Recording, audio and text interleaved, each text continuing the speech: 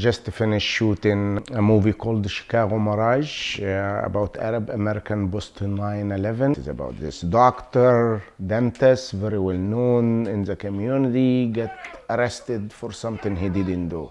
He spent 10 years in prison, and the beginning of the movie is the first day he's coming out. And the movie takes place in the first 12 hours of his life outside. Being in jail and experiencing all the trauma and the hardships that he encountered, he comes out wanting to seek maybe revenge on society for putting him in that situation. So he decides, well, I did the time, now let me do the crime. But there's a little bit of tension between his inner feelings about whether or not he should take this route or take care of his family, for his son that he never seen for 10 years, and his wife and members from the community. For example, Sayed the boss, he plays a positive role and he tries to influence him to go on the right track. We are not what we were 10 years ago. We are united today by business. We all own businesses. We're doing business together in our community. The other character, which is played by Wasfi's role, takes him in the negative line, so we don't know which route he's going to take. It's a good movie about inner struggle and what to do, what not to do. Okay, I'm ready. We have a strong community here in Chicago, much stronger than you've experienced. And we want to keep it that way, keep things positive.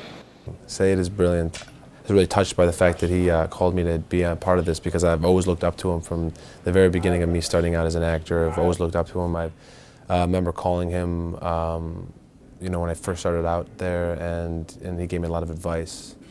And he's always been a pillar of our community out there.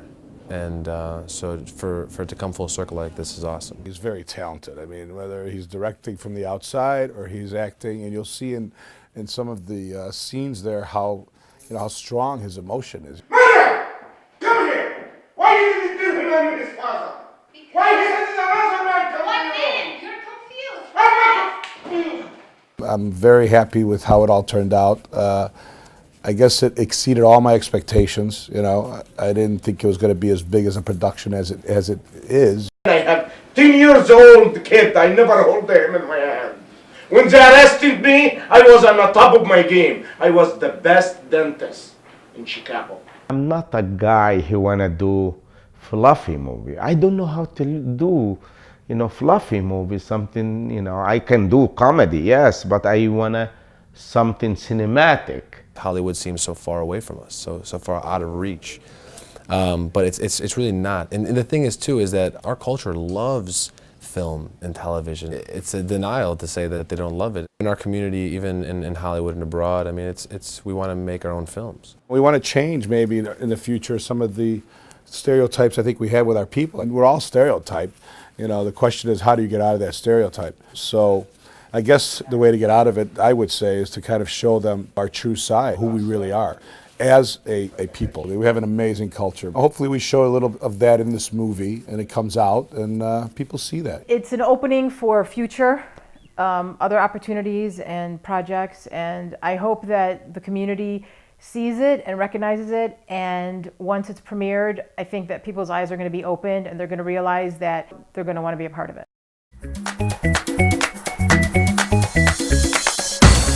Ready? Okay, this is to Angie. Hi, Angie. I want them to be definitely proud. Hey guys, this is my man. Without him, it wouldn't be Chicago Mirage. Yes, okay? Well, there you go. See what I was talking about earlier?